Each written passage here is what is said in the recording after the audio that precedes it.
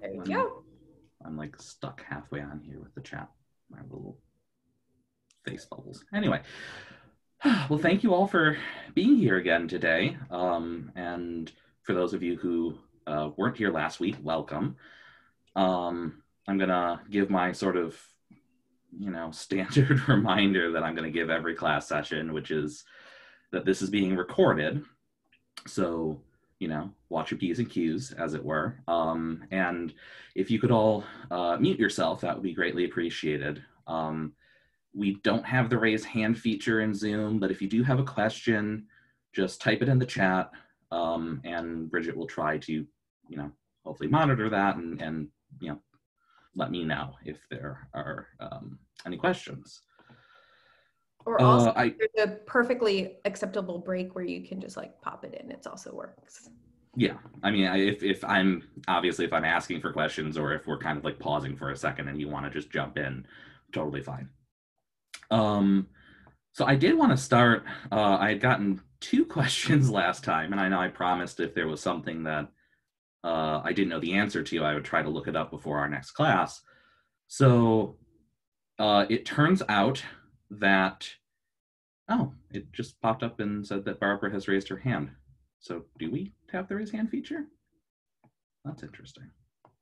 Anyway, I'm going to keep going. So the first question was what the difference between an abbey and a monastery was. And it turns out I think Bridget was actually right, and I had it backwards. So the abbey refers to the property, right? Sort of the land of, as we talked about, right? Something that's under the jurisdiction of an abbot or abbess. Whereas the monastery refers to the particular building or buildings. So there's that. The second question that we got was about the etymology of monk and nun and where those words come from. So monk derives from the ancient Greek monachos, which means singular or solitary, or from the singular monos, alone. So think like mono, right? Singular. Nun is the feminized version of the Latin word nonus, which is Latin for monk or tutor or, an elderly person. So again, like most of these words, sort of that come out of, our church tradition, a lot of them are rooted in ancient Greek and, classical Latin. But anyway, so we are going to dive right into our second class. I know last time we had a little bit of an intro session sort of describing the class, but today we're going to dive right in, and we're going to be talking about a period from roughly the dates here. 395 is the official split of the Roman Empire into East and West.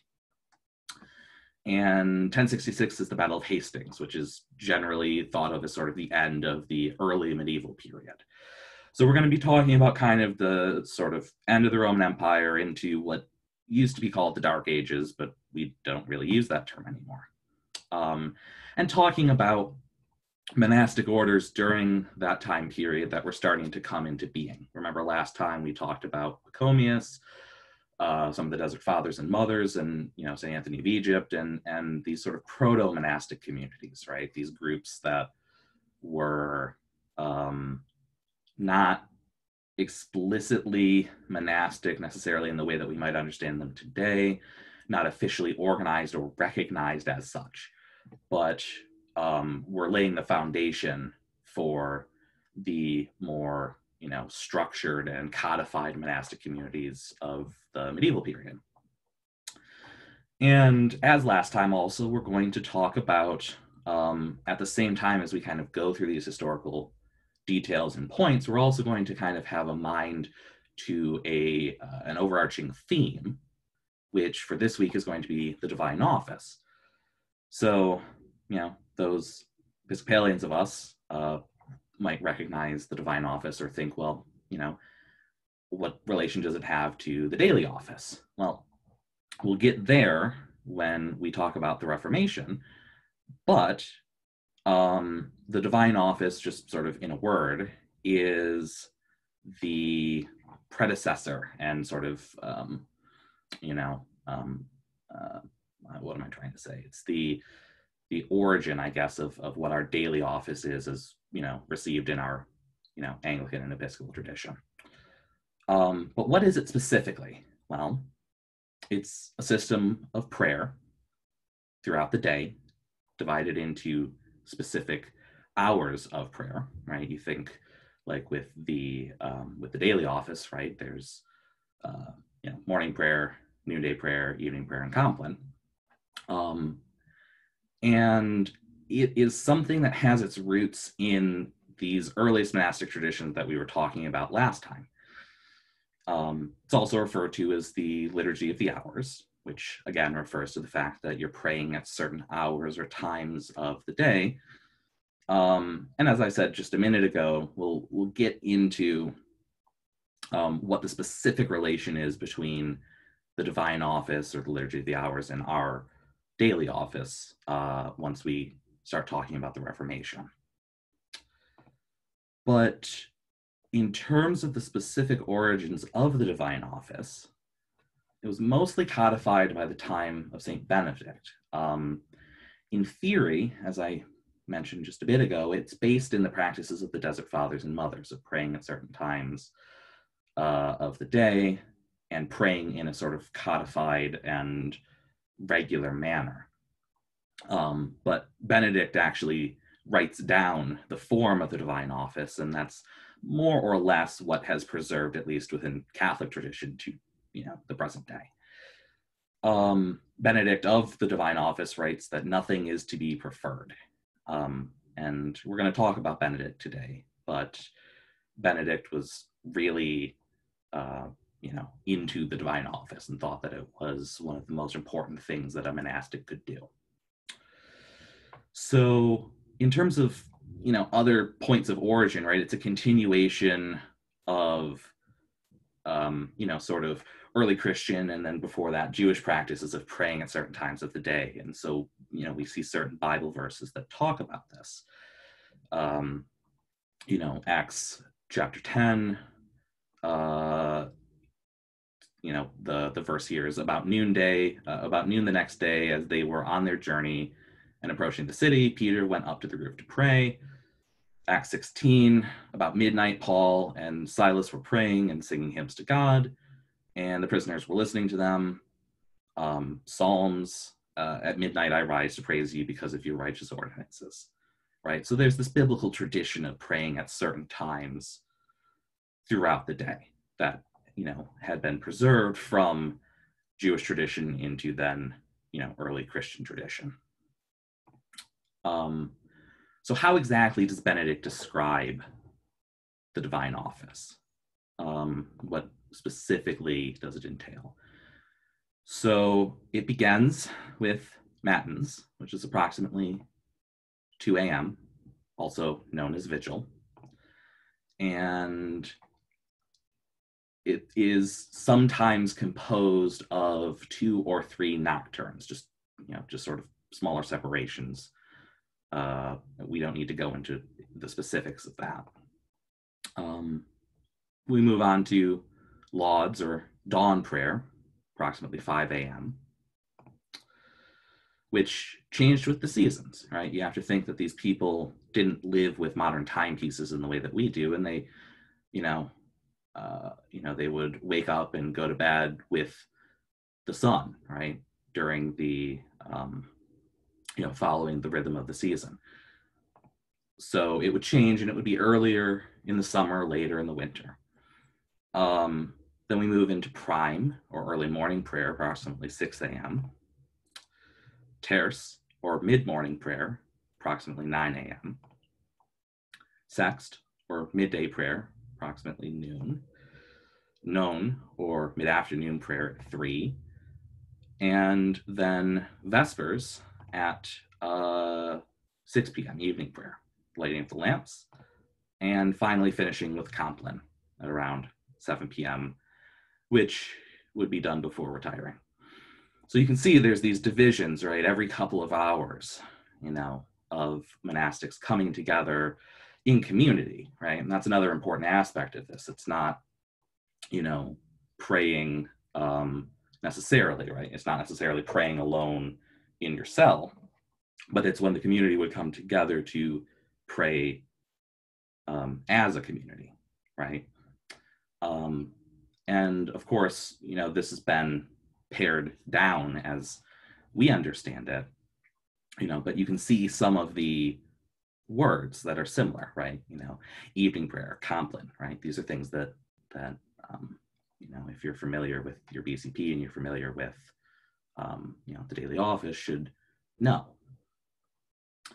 So we're going to kind of jump back a little bit in time, sort of to the beginning of this period. And we're going to talk about St. Basil the Great.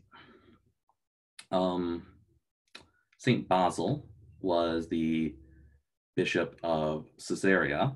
He was a theologian, defender of the Nicene Creed, and lived in the, early to mid 300s. Now, why are we talking about St. Basil? Well, St. Basil was one of the early writers who was describing and sort of writing down the first sort of monastic rules, right? Remember, we talked about Pachomius last time and talked about Pachomius as being, one of the first people to sort of write down a rule, but his rule was very condensed, right? Basil wrote,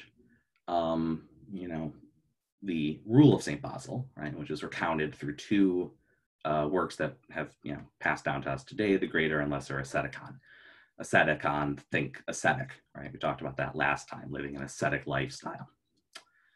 And Basil sort of rejected the Eremitic approach to monasticism, right? So again, reminding y'all from our last class session, the Eremitics were those who went sort of off into the desert to live on their own as hermits, like Anthony, right? Basil thought it was more important to come together as a community and to share in a community life as, as a means of living in, living a monastic lifestyle, right? So the thing about the asceticons, right, is that they weren't really a rule necessarily. They were similar to the sayings of the Desert Fathers and Mothers, right? They weren't, it was more of a question and answer kind of format, but it still codified some of these early tenets of how a monastic should live. So again, in the sort of catechetical method, right, a monk would ask a question and Basil would answer the question. One of the main focuses of Basil's rule is the focus on monasticism as being based in agape, right? Love of God and man. And the idea that love is, total love for God, right? Love for a creator is sort of what leads to the ideal monastic, right? And rooting everything the monastic is doing in love. And that sort of connects to this idea, right, of we're doing this in community because it's, if you're living as a hermit, right, you can focus on your love of God, but you can't exercise that love of God with others, right? You can't express that to other people. Basil also writes that scripture is the true rule and should be the primary source of monastic legislation. So, what a monk or nun is called to do and called to be and how they should live should be illustrated in and drawn from scripture. But Basil didn't reject the sort of ascetic model of monasticism, right?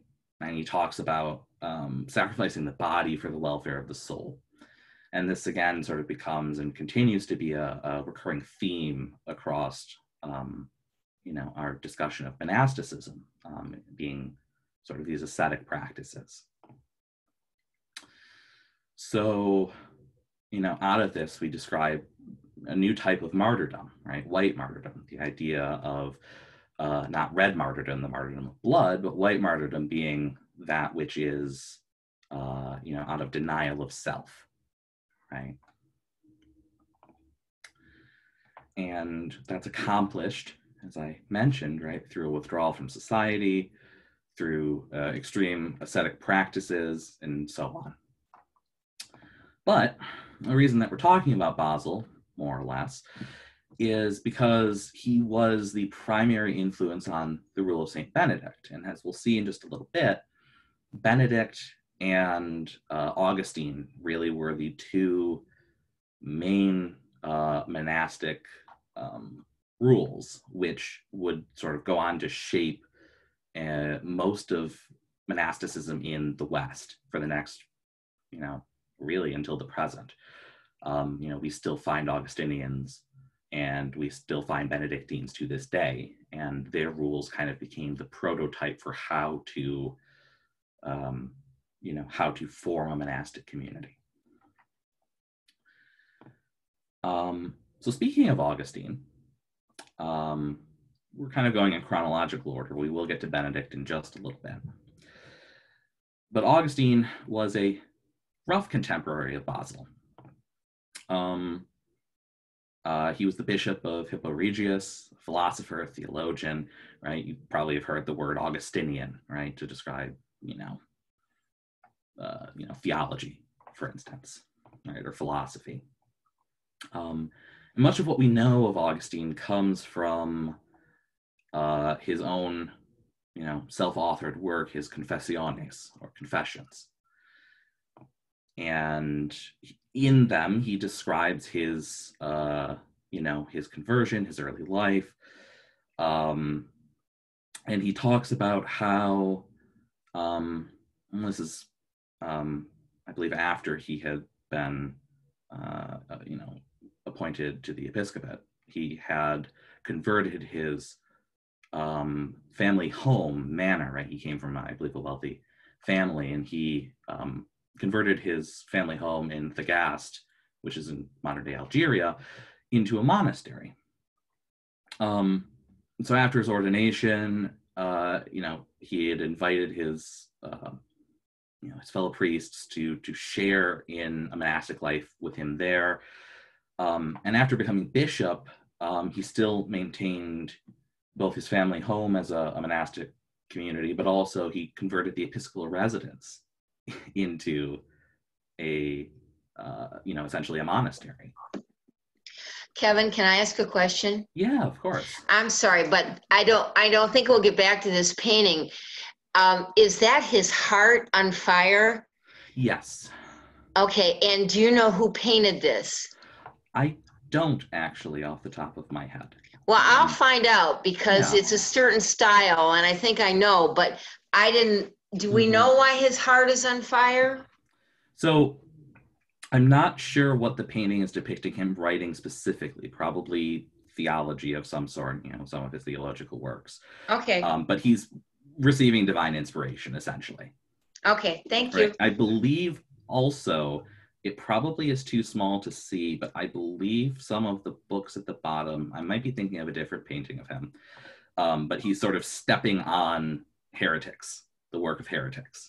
Right? Oh, okay. And so that's sort of the gist of what the painting is kind of getting at, is that he's being, divinely inspired in writing his theology while also, kind of putting his foot on, these different heretical works. And look in the upper left-hand corner, there's the shining cloud with Veritas in it. Right. Yeah, Mm-hmm. Okay. Yep. Thank you. Yeah, of course. So in any case, Augustine himself did write a rule, right?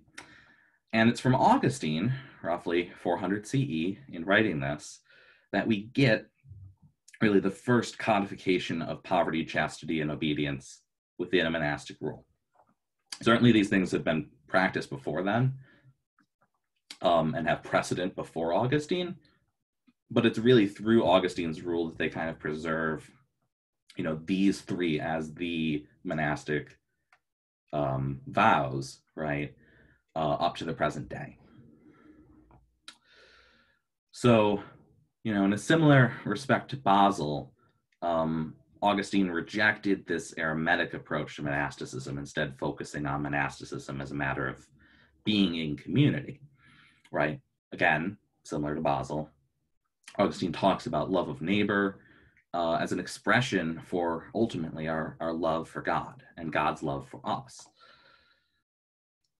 And he talks about this idea of, the call to service within the church as being more important than separating oneself from the distractions of worldly life and focusing solely on contemplation and study, right? He basically says, it would be nice if we could just, completely separate ourselves from the world. And in fact, doing so is, maybe better for our sanctification in a certain sense. But at the same time, there is a biblical mandate to service in the world, right? That we can't just ignore. And so he talks about this in the context of what he terms the apostolic life. And so the passage from Acts is, it reads, "Now when the whole group of those who believed were one heart and soul, no one claimed private ownership of any possessions, but everything they owned was held in common. With great power the apostles gave their testimony to the resurrection of the Lord Jesus, and great grace was upon them all. There was not a needy person among them, for as many owned lands or houses sold them and brought the proceeds of what they sold. They laid it at the apostles' feet, and it was distributed to each as they had need." So, again, drawing on that kind of, that particular passage from Acts of the Apostles, Augustine sort of describes that as being, right, so, we see, again, communal ownership of property, service to the world, giving to the poor, those sorts of things is what Augustine was championing as the ideal for those living in, the monastic community, either at his family's residence or at the episcopal residence. So Augustine's rule is divided into basically two main parts: the Ordo Monasteri, which are regulations for a monastery, and the Preceptum, which is literally the rule, right? So this gets us into another thing that we've kind of talked about a little bit, which is that a lot of these works are of dubious sort of origin, in the sense that we don't know exactly whether or not Augustine actually wrote the whole thing. Most scholars do think that the Preceptum itself is something that Augustine wrote. The Ordo Monasteri might be attributed to him. But in any case, the combination of these two things form what we understand today as the rule of St. Augustine. And one of the other things I guess to mention here too, right, is the connection to other figures beyond, we talked about Basil already, but also St. Athanasius, right, and sort of the continued influence of the Desert Fathers and Mothers on these early codified rules, right? So Augustine purportedly drew on St. Athanasius' Life of Anthony in coming up with his rule. Yes, he was rejecting sort of that eremitic approach to monasticism, but still recognized that there was wisdom in Anthony's teachings and Anthony's life, and what he, and sort of bringing those things into his, his rule as written. So we're going to move on from Augustine, and we're Kevin, going to get before you move on, could I ask a question? Go ahead, Roger. Yeah. One of the questions I wonder about is whether that connection with the Acts of the Apostles and Augustine speaking about the apostolic life might be a reason that you see Augustinian canons around a cathedral, That is to say, they're clustering around the bishop who Yep. represents the apostles. Right. So there's that maybe a closer connection there. You see Augustinians around cathedrals. You see other monastics far away from the cathedrals in very different settings. Yeah, you're absolutely right. And I'm actually really, really glad that you brought up the canons. You kind of read my mind here because we're actually going to be talking about them in the next class. Oh, super. So that's perfect. That's foreshadowing. Perfect. Yep, there we go. Y'all get a little bit of a sneak peek of next time.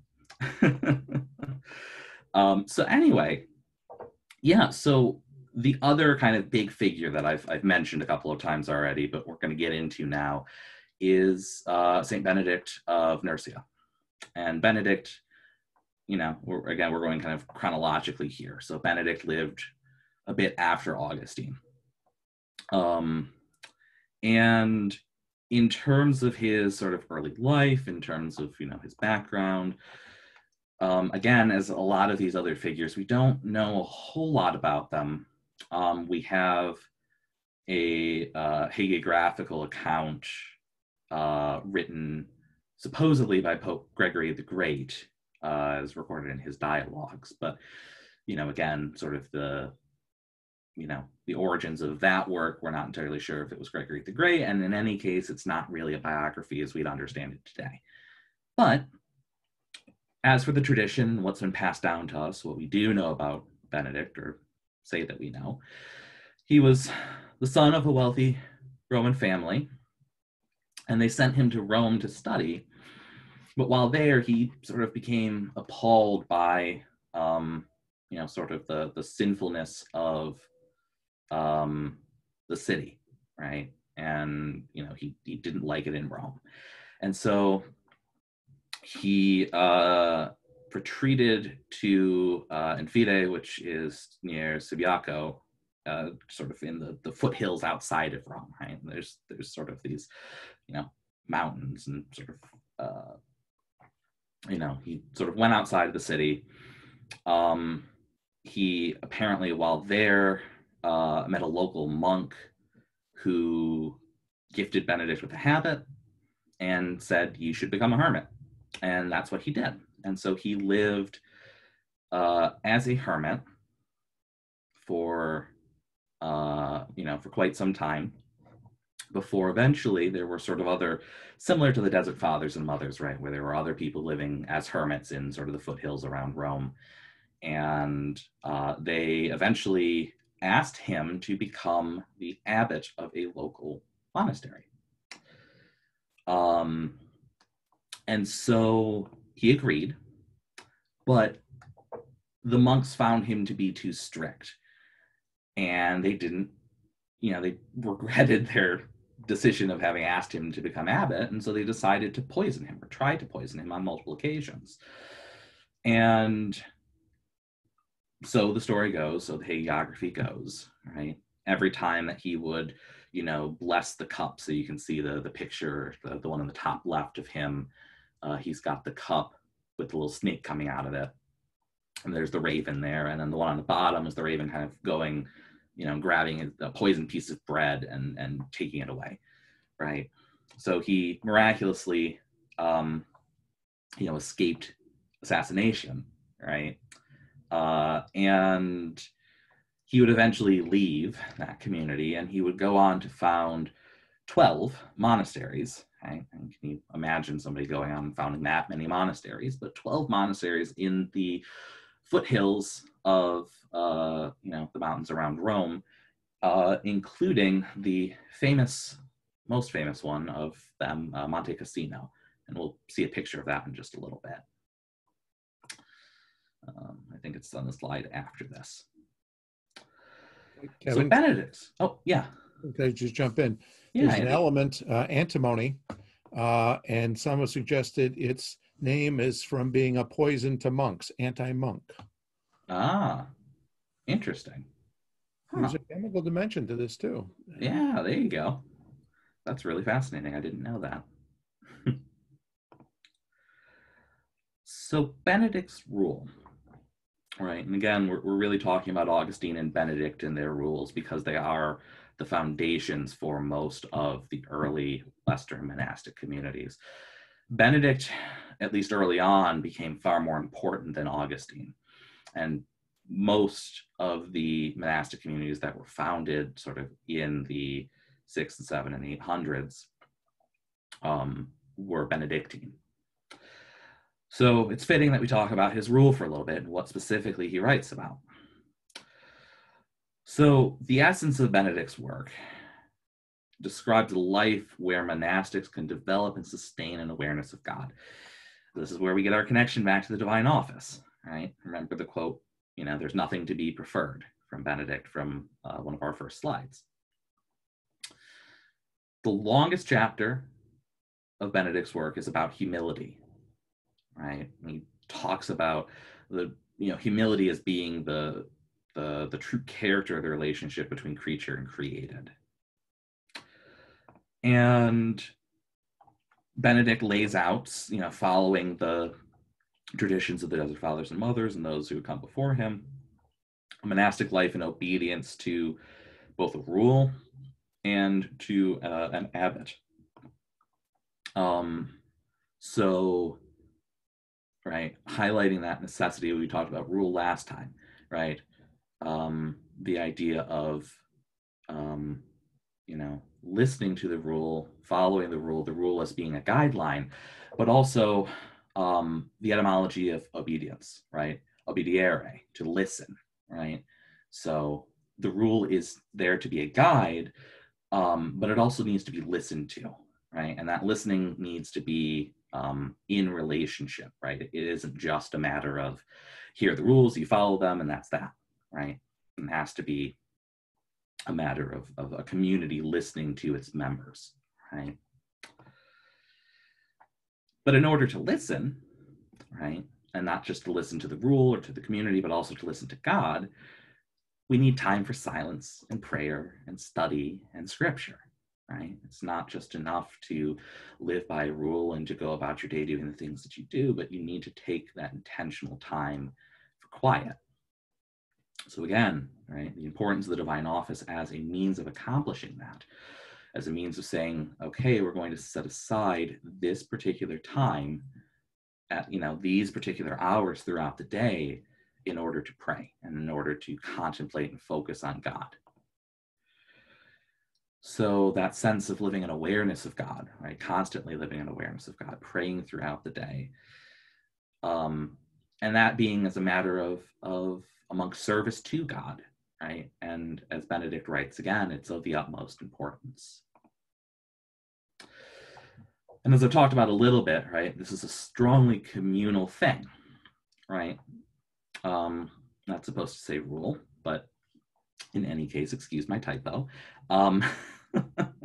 So it's this, in this context of moderation, humility, the system of monastic government, the organization of the office as a thing, the idea of novices and training them, right? I know we talked about that with Pachomius a little bit, but it wasn't really termed as novices. So all of these sorts of things are new and lasting innovations that Benedict brings into monasticism that have persisted to the present day. So here's a lovely picture of Monte Cassino today, up here on the mountain. One of the other reasons that Benedict's rule was so, it lasted as long as it did and it became as impactful as it did, is that it was actually officially recognized by Charlemagne, right? The emperor of the Franks, right? And Charlemagne had Benedict's rule copied and distributed all across, his realm. And so that, encompassed areas from northern Italy, France, into, sort of Western Germany and the Low Countries, right? So all across Western Europe, Benedict's rule became the standard, right, for other monastic communities that would follow.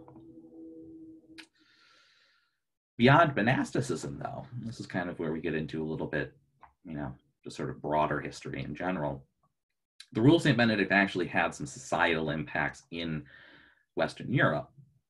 So for one, it sort of embodied this idea of a written constitution and rule of law, right? You know, in a time of feudalism, in a time of, you know, feudal loyalties and serfdom and that sort of thing, the idea that there was a written constitution to follow within at least the confines of a monastery, right, was novel in a lot of ways. And within that context, there was a degree of democracy that was sort of thrown into the mix here in a very non-democratic society. One of the other things too is that it dignified the idea of manual labor, right? So serfdom, you know, was hereditary. Serfdom was, you know, something that, you know, you were at the lowest rungs of the societal pecking order. And yet, those living in a monastery, right, as we talked about, I think last time, you know, sort of mentioning like the Trappists and making beer, or monks that make cheese or things like that. But beyond even those, right, most monasteries were producing, you know, agricultural output of some sort. And there was manual labor involved in that, but it was associated with sort of prayer and, you know, the life of a monk as being sort of this intentional contemplative thing, right, as compared to just, you have to do this to survive. So those are all sort of things that impacted society at the time, that, you know, having this codified rule and having the prevalence of monastic orders really accomplished. So we're going to skip not too far ahead in time, but we're going to skip a little bit north, and we're going to start talking about monasticism in the British Isles. You know, I know I mentioned last time that one of the things that I wanted to focus on in this course was not just the history of monasticism in general, but also monasticism as viewed from sort of an Anglican lens. And,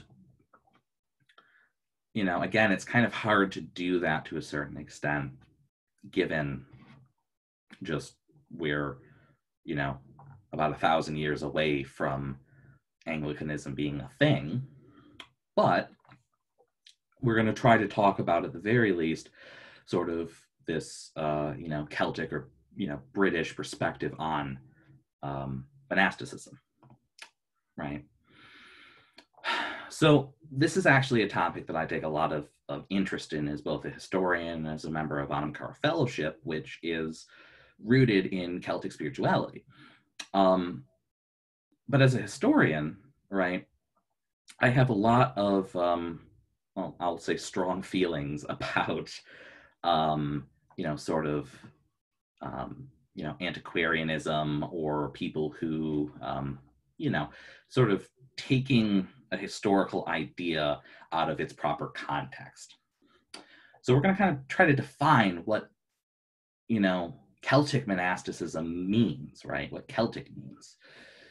And it doesn't really refer to a single codified thing, right? It wasn't like there was a particular form of monasticism that was Celtic and this is how it was practiced and it was written down that way. Rather, it refers to a broad sense of people who were Celtic, right? Celtic is a, you know, is a term that denotes a certain cultural group, right? The people who were the original inhabitants of, you know, not only the British Isles, right, but also of Gaul and France, you know, Switzerland, those sorts of areas, right? So one of the things that kind of really impacts our modern conception of what Celtic means, you know, there's sort of two main issues, right, I guess, that kind of come to bear here. The first is lack of sources, right? It's sort of the bane of any academic, right? If you don't have sources that explicitly describe things, we do have sources to a certain extent, right? The page on the right is Bede's Ecclesiastical History, right? So we do have some contemporary sources, but we don't have as many as we might want, I suppose. at least compared to continental monasticism, right? So our understanding of how the Celts did things differently is limited by that fact. The second issue that we run into is sort of a 19th century romanticism that takes Celtic monasticism as a concept and attempts to sort of shape it for its own purposes, be they political, religious, as well as then that romanticism sort of morphing in our modern parlance and sort of becoming, this idea of Celtic in our cultural imagination. That's, it's this proto-Druidic thing. It's this sort of, everyone's really connected to the land and, all that kind of stuff. And there's some scraps of truth within that, but that really doesn't encapsulate the truth fully. So there's sort of three main romantic era, romantic period, trains of thought that lead us to having this view of what Celtic means. The first is from a actually French scholar named Bertrand Ernest Renan, and my French is terrible, so that probably was butchered, but in any case, Renan was a French scholar who studied the origins of early Christianity. He also studied sort of Celtic peoples as a, within the context of that, right?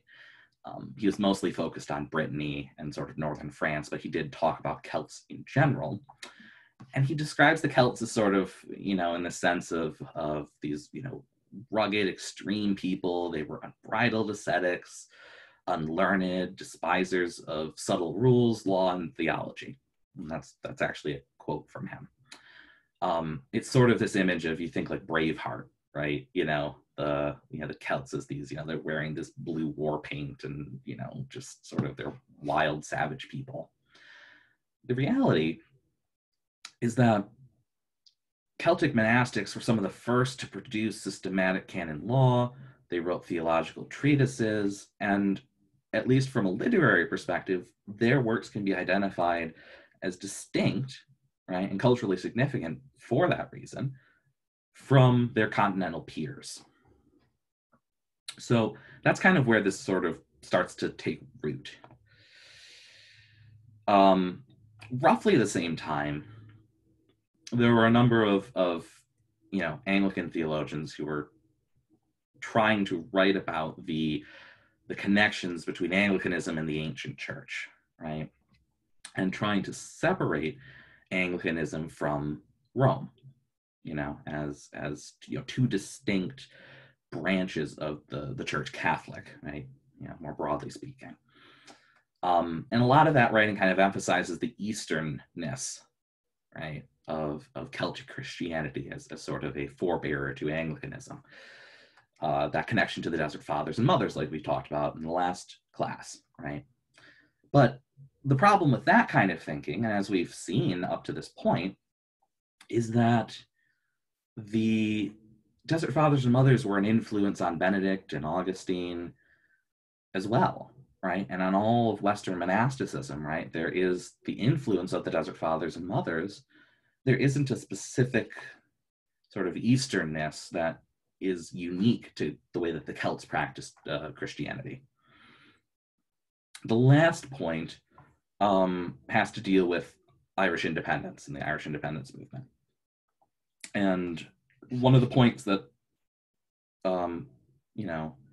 members of the Irish independence movement tried to make was sort of one of national pride of Celticness as its own thing, separate from, the Anglo-Saxon, English, which is true, right? And that's not something that should be discounted.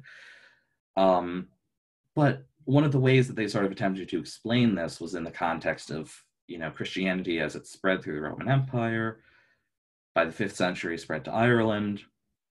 And then with the fall of the Roman Empire, these monastic communities, particularly in Ireland, were the sort of bastions of civilization, and they preserved civilization through the fall of the Roman Empire. And while that isn't entirely untrue, it's, again, sort of a half-truth in a certain sense. There is the preservation of Roman civilization, right, in other monasteries on the continent, in other places. And, you know, it's one of the reasons in large part that scholars have moved away from, I think, as I mentioned earlier, using Dark Ages to describe, you know, to describe that period, because they weren't really quite so dark as people might think them to be. In any case, so what actually is Celtic Christianity then? Right? I've done a lot of negation. Let's talk about what it actually is. So again, we don't have a whole lot of reliable information from the earliest days of monasticism in the British Isles. But what we do know, again, is that Celtic Christianity really just describes monasticism in places that were Celtic, right? Usually undertaken by individuals who felt called to go out into these places to, to evangelize to the Celts, found monasteries, that sort of thing. We'll talk about some of those figures in a little bit, but in large part, right, Christianity was spread to England before even the arrival of the Anglo-Saxons in the late 5th century, to Wales, roughly until the arrival of the Normans late 11th century, in Ireland by St. Patrick and others in the mid-5th century, to the arrival of the Cistercians in the 12th century. So these are sort of the periods where we can talk about kind of, Christianity in these Celtic contexts and the places that were Celtic up until those periods. I suppose I actually should go back here for just a second. The top picture is from Iona, and the bottom is Lindisfarne. And we'll talk about those in just a little bit, but those are two important, Celtic monastic centers, right, that some of you probably are familiar with. So there were differences between Celtic monasticism and Roman monasticism, or Celtic Christianity and Roman Christianity. It would be remiss of me to say that there weren't. But they weren't, I don't think, as severe as some people might think they are, right? One of the main ones is the dating of Easter. This is a little bit of a tangent and an aside, and I'm not going to explain the specifics of how or why this was a controversy, but essentially, in the early church, there was this, discussion of how we should determine when Easter is. And there was a decision to move away from using the Jewish celebration of Passover as a means of determining when Easter should be, and instead doing it independently. And there was a lot of sort of early church scholars who created these like calculation tables to figure out when Easter was supposed to be. And depending on what table you used, you got a different answer. And so the sort of Roman world was using one table, and the Celtic world, right, had started using a separate one. And basically the issue that this caused was that you would have one group of people that were separate, so, that might be celebrating Easter while the rest of, the kingdom was celebrating, was still fasting in Lent, right? So it caused conflicts in that sense. One of the other differences is the monastic tonsure, right? I realize I didn't put a picture of this in here, and I should have, because they're really kind of amazing. So if you have any knowledge of what sort of, a tonsure is, right? It's a way of cutting one's hair to, within a monastic community. And usually it involves shaving, either the top of the head, so you have kind of a band, like almost like a halo. You might shave the back. So again, it's just sort of like you've got like a, like a headband on of some sort. Nobody really knows what the Celtic tonsure actually looked like. There's some weird pictures I've seen of it sort of looks like a triangle of hair on people's head. There's ones where it's a triangle, but it's shaved into their head. So things like that, right? Martyrdom, right? We talked about martyrdom a little bit earlier in terms of white martyrdom when we discussed, you know, I believe we were talking about Benedict and talking about the idea of asceticism, right? The Celts, I think I said this in our last class, right? We were going to start talking about the, you know, a little bit about sort of how extreme the Celts were in their ascetic practices. You know, they describe blue or green gloss, right? The word gloss means either blue or green, depending on context, but blue or green martyrdom refers to sort of extreme penitential practices in the context of sort of these Celtic monastic traditions. So you'd have people who would go, you know, wade out in the ocean and stand there for hours, right? Or go stand under a waterfall or something like that, right? So that is something that is particularly unique to the Celtic tradition. This one's actually a really interesting one because it's actually one of the things sort of that we have today that's a lasting legacy of Celtic Christianity, and that's the idea of private confessions, right? When you think about you know, sacrament of confession or reconciliation or whatever you want to call it, in the Roman tradition, it was something that was done publicly, right? You would, you know, confess your sins publicly, you would make your penance publicly. And in the Celtic tradition, the idea was you make your confession privately to a priest or to the abbot or abbess, and that your penance was given privately and that this was done under a seal of secrecy. And this as a concept was in fact adopted by the Fourth Lateran Council in 1215 as being the official practice of the Roman Church, right? So that sort of shows that this exchange isn't just one way. It's not a question of just, you know, well, there was this Celtic way of doing things and then the Romans came and just it all went away. But there is sort of a back and forth dialogue. The last thing on here I wanted to talk about was white martyrdom, right? And we've talked about white martyrdom before, but within a Celtic tradition, the idea of white martyrdom refers to leaving one's home, heading out into the white sky of mourning, right? You know, what they would call exile for Christ. So the idea of sort of leaving one's home, potentially leaving, you know, you're, you know, leaving Ireland or whatever entirely, right? And sort of going out into the world. So I'm looking here, I'm trying to, whoopsies, that wasn't what I meant to do. Okay.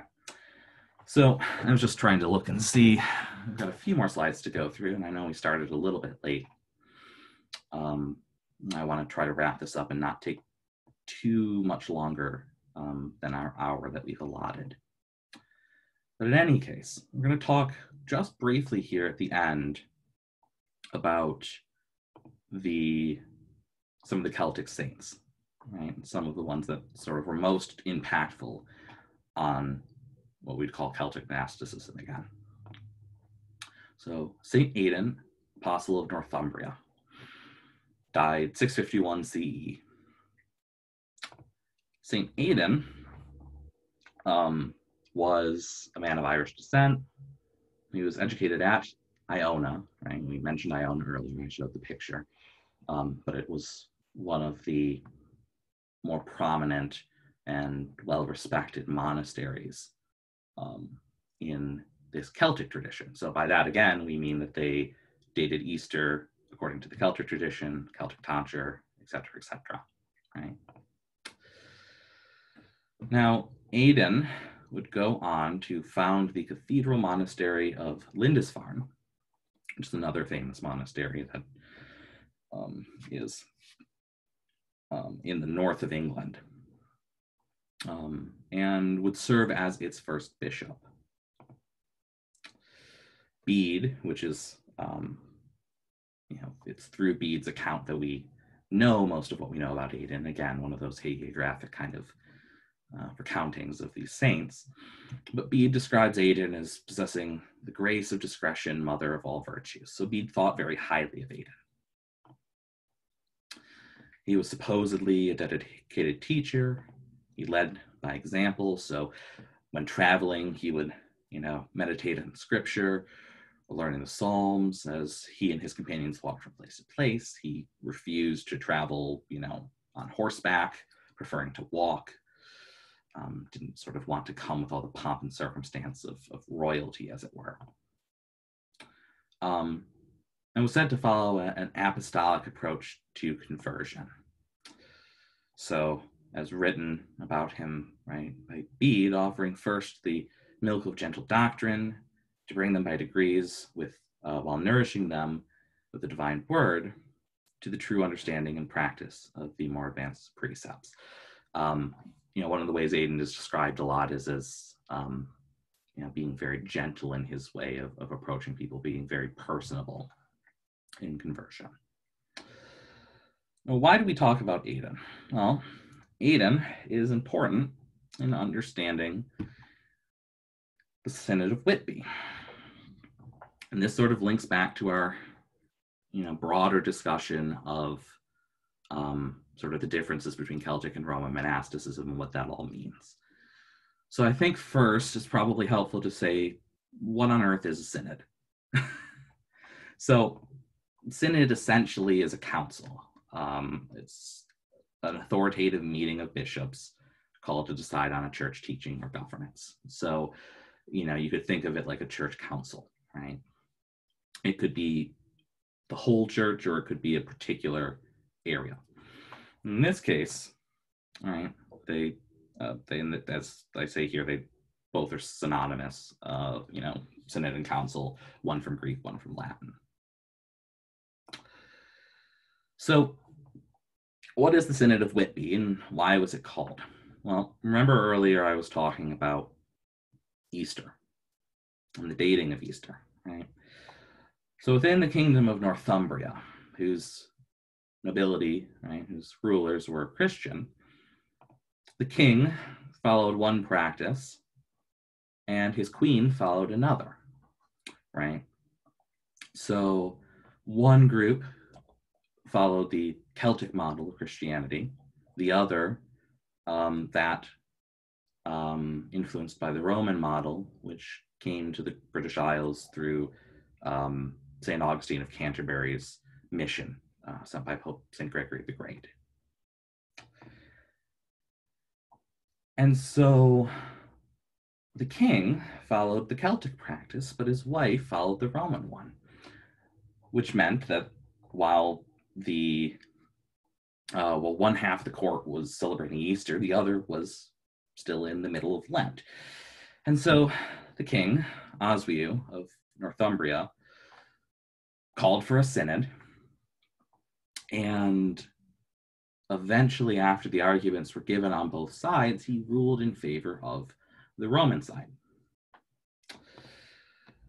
After which, the kingdom largely conformed to that Roman model, right? And they fell in line with, the rest of the church in that context. And, as I have said a couple of times, right, it's not that it was a distinct entity in and of itself beforehand, rather two interpretations of a number of admittedly contentious issues, but still, a matter of differing interpretation, I suppose. But in any case, so the point here, right, and we'll kind of loop all these things together in just a second when we talk about Bede. So Aidan, right, came from that Ionian tradition. And Aidan actually died just shortly before the Synod of Whitby, but he and his sort of predecessors, or not predecessors, I'm sorry, successors, followed in that Ionian tradition, were proponents of that Ionian tradition. But once the Synod made its decision, for the good of sort of the kingdom, the good of the church in that, part of the world, decided to go along with the Roman tradition. So the last figure we're going to talk about is Bede. And Bede was born on the property of the Wearmouth Monastery of both English and pagan ancestry. Because he was born in the monastery, he was highly educated. The monastery at the time, right, was the center of civilization. He had this access to the Wearmouth Jarrow. It was sort of a joint monastery at these two locations. So he had access to the library, read voraciously. And, as we've talked about a few times before, he's primarily remembered for his hagiographic and sort of semi-historical work, The Ecclesiastical History of the English People. And although that's how we most know him, he actually was a very prolific author of scriptural commentary, of theology. He wrote over 25 commentaries, or he wrote 25 commentaries on both the Old and New Testaments in his lifetime, which were highly thought of and used across Europe, right? His works were, even contemporary to his time, were distributed. One of the things that Bede really focuses on is trying to fuse Roman and other European monastic traditions with those of the Celts. Now, Bede very much so favored the Roman dating of Easter, and it was actually a very sort of topic of special interest to him throughout his life. He wrote extensively about it. However, in so doing, right, he,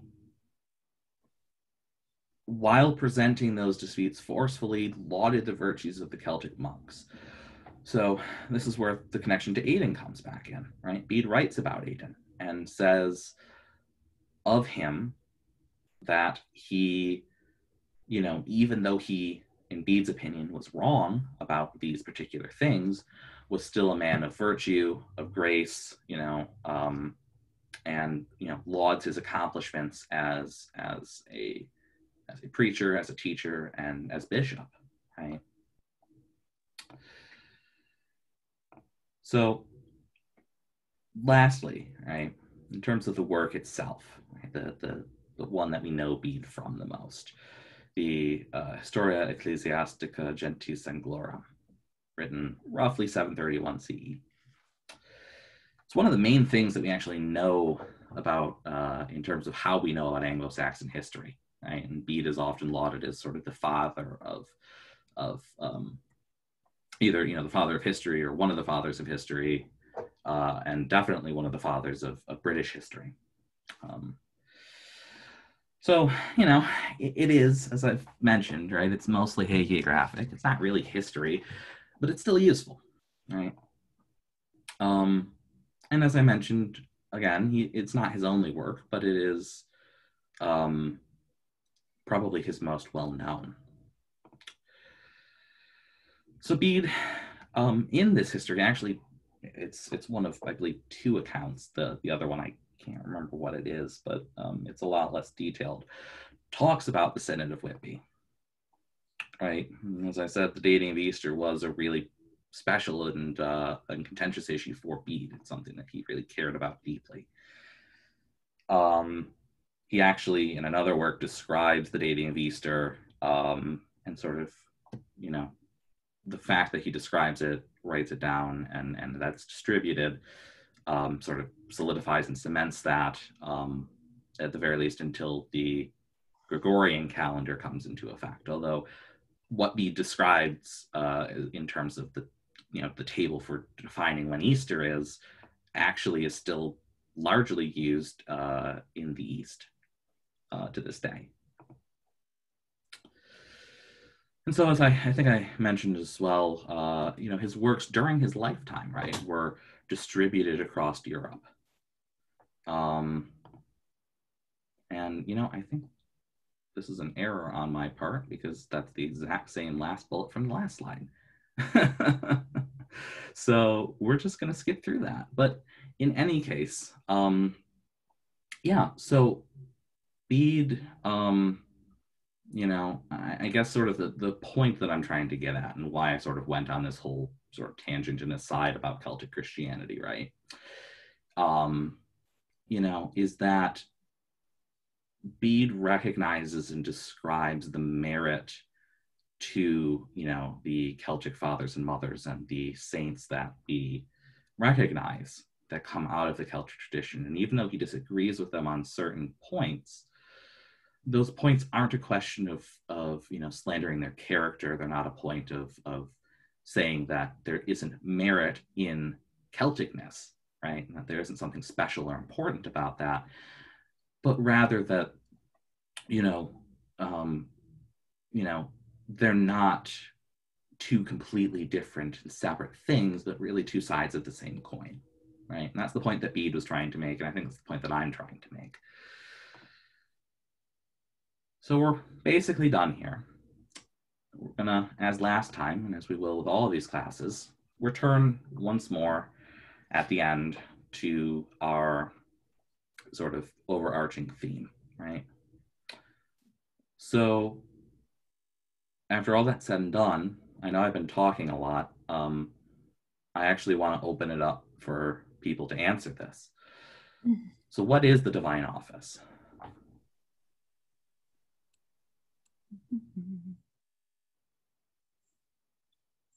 Not all you at once.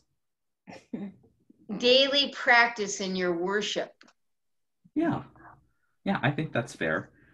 I think that's definitely fair. And what kind of practice? I guess you'd say the rule, like prayer, but then, yeah, prayer. Yeah. I mean, I think that you don't have to overcomplicate it, right? I've defined it as a codified system of daily prayer that provides a steady and punctuated rhythm to the lives of Europe's various monastic houses, right? You're praying at certain predetermined times of the day, right? Some writers talk about how you're doing it on purpose, not just randomly. Right. So whatever the specific times might be, it's prayer that you do on purpose. Exactly. Yeah, that intentionality component of it, I think, is crucial. And so why was it important? Why is it important, right? And we can even apply that to ourselves. Why is it important that we pray regularly and intentionally? I think it keeps us connected with God, and it keeps us conscious of God, you know, throughout the day as we go through our, am I muted? No, I can hear you totally fine. Okay. So, so that, you know, God is a part of our everyday life, you know, as much as possible, you know, in addition to those formal times of prayer, we try to pray constantly, as Paul suggested. Yeah, absolutely. I think that's right. You know, hitting the nail on the head there. You know, really, the fact of the matter is that we can pray, you know, sporadically, and that's not a bad thing, right? To you know, to be conscious of God in our daily lives and to, you know, say, you know, take that time to say, oh, well, you know, thanks, or, you know, I need help, or whatever it may happen to be. But in a single word, Kevin, it's focus. Yeah, I think that's a really good point. I think that's absolutely true. So, you know, in terms of the historical context, right, it provided structure to the daily life within the walls of the monastery. But as we've just been saying, right, it's a focus on the divine through prayer, and not just sort of scattershot, but intentionally, right? And remember, in our last session, in those intro slides, we talked about sanctification and consecration, right? The idea of living a life of contemplation through prayer as being a means to those ends, of sort of living a godly life, as it were. So that's all I have for you. I still haven't changed that end slide, and I apologize. As a reminder, our next class will be again next Sunday. October 18th, 3 p.m. It's the same Zoom link as before and will be the whole time. There are no raise hands in this. Yeah, There are none. Okay. But in any case, does anybody have any other sort of last questions for me here as we wrap up today? Yeah. Mary Ann does. Yes, I see. Kevin, can I ask my question? Yeah. May I of ask my course. question? Yes, you may. You mentioned right at the beginning, and I only caught half of it, and it was a very good marker in my mind.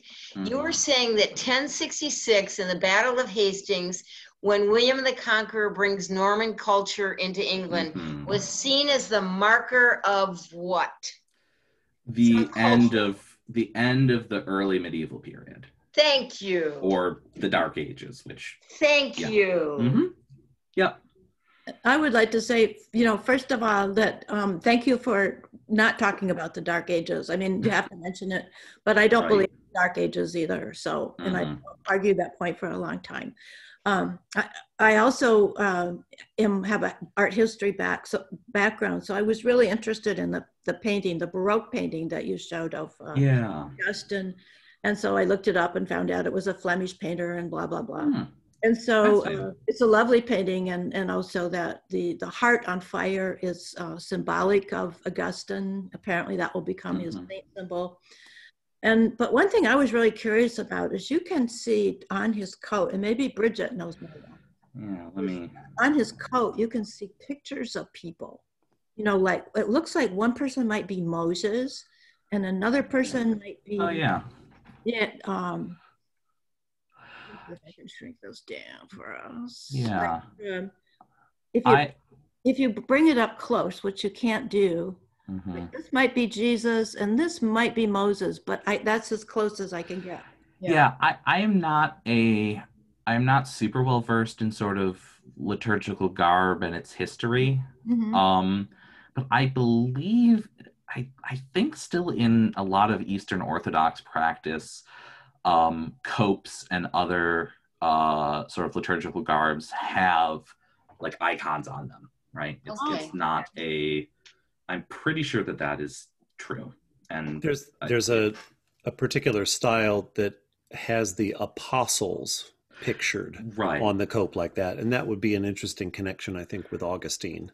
His apostolic life. That I think that probably is what the painter was going for there. And again, I mean, that's the interesting thing about art history is I'm sure they're painting him in a style of liturgical garb that was what was being worn in the painter's day and not in Augustine's day, right? I just wanted to bring that up because it's absolutely a gorgeous painting. It's very well done, beautiful, and it's out in a museum in LA County. So if you ever want to see it in person. The other thing I wanted to mention was Esther de Waal. Or are these all depictions of Christ? I don't know. Where did you say the painting is located at? In LA County at the museum that they have there. I'm sorry but I was also wanting to ask about Esther de Waal. If you have any, do you think that her books that she's written about Celtic monasticism and spirituality are worth reading, or?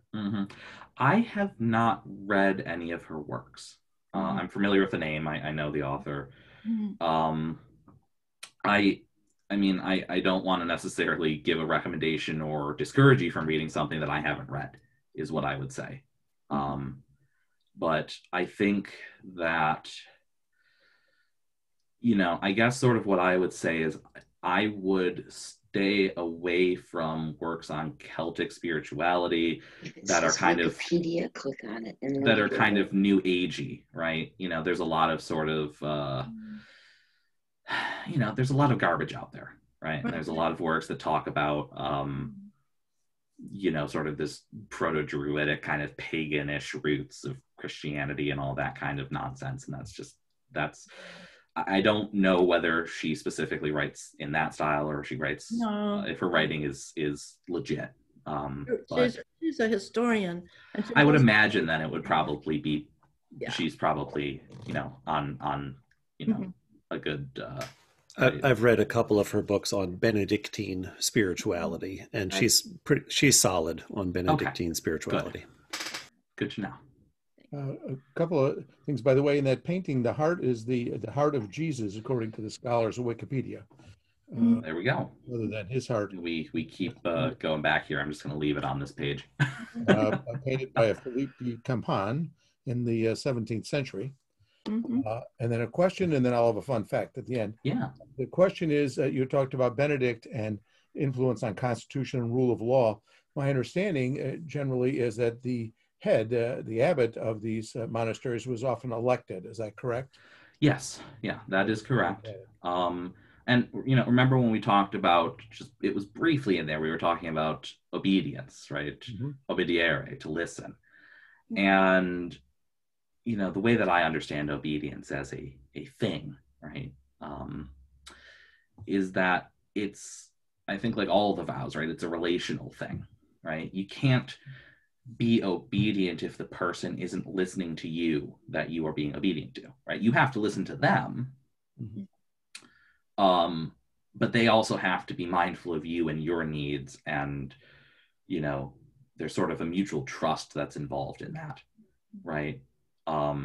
So I think that kind of speaks to that point of why a lot of abbots or abbesses are elected, right, as compared to being a hereditary kind of appointment, like most of the rest of feudal Europe was. Is that it's a matter of listening to the needs of the community as a whole, and, listening also obviously in discernment, to what the Spirit is calling the community towards.